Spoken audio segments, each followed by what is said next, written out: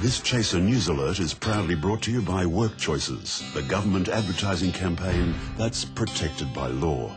Work Choices.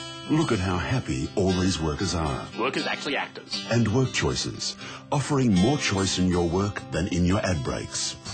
We apologise for interrupting those advertisements to bring you another Chaser News Alert. I'm Julian Morrow, and making news this week. Triumph at the Arias with Missy Higgins the big winner and David Hasselhoff the big loser. Maccabi Diva to carry a record dead weight in the Melbourne Cup. And Hurricane Wilma does $10 million worth of improvements to Cancun. But to our top story. The show trial of former Iraqi dictator Saddam Hussein. Saddam's hearing has begun 2 weeks early because judges fear there may not be enough time to get through all the evidence before they execute him. I'm joined live by the Chaser's Chaz Licciardello. Now, Chaz, what is the basis of Saddam's defence? Well, Julian, he says that he was just issuing orders. So, is there any hope for him? Look, I don't think so. I think he lost his last chance when the court denied his request to use the same jury that acquitted Michael Jackson. Will Saddam be able to call any witnesses for his defence, Chaz? Yes, he will be. He'll be calling a number of his close friends as character witnesses, including his American business partner, Donald Rumsfeld. And in the face of everything, I gather Saddam insists he is still the president of Iraq. Oh, yes, he does. In fact, he says that if he is convicted, he'll pardon himself. Thank you, Chaz.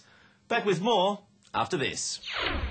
Work Choices, creating more jobs, especially in the advertising industry. Fears and controversy this week over proposed anti-terror laws that'll give police shoot-to-kill powers. Prime Minister Howard says giving police the right to kill civilians is vital for the protection of civilians.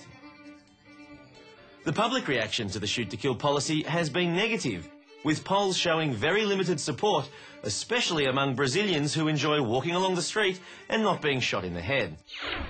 Work Choices, a simpler national advertising scheme. To sport now, and there's been a major health scare in the lead-up to the Melbourne Cup. Doctors predict an outbreak of bird flu could require a massive cull of feathery hats at Flemington. Dominic Knight reports. All bets are off at this year's Melbourne Cup. The worst-case scenario is what doctors are calling the toxic trifecta. Bird flu in women's hats, mad cow disease in the catering, and foot-and-mouth infecting horses, or more likely their owners. But race organisers say that champagne will be used to immunise patrons, if not against disease, then at least against the realisation of how ridiculous they look. This is Dominic Knight for Chaser News Alert. And let's have a look at the odds for Cup Day. The odds of someone from the Waterhouse family getting their bookmaker's licence suspended, 5-2. The odds of Network 7 spending all day cross-promoting their stars, 1-1 on. The odds of Darren Hinch's beard being... Work Choices. At least these aren't those awful Medicare ads. 70-1. And the odds of the public giving a toss about horse racing in a week's time, 10,000-1.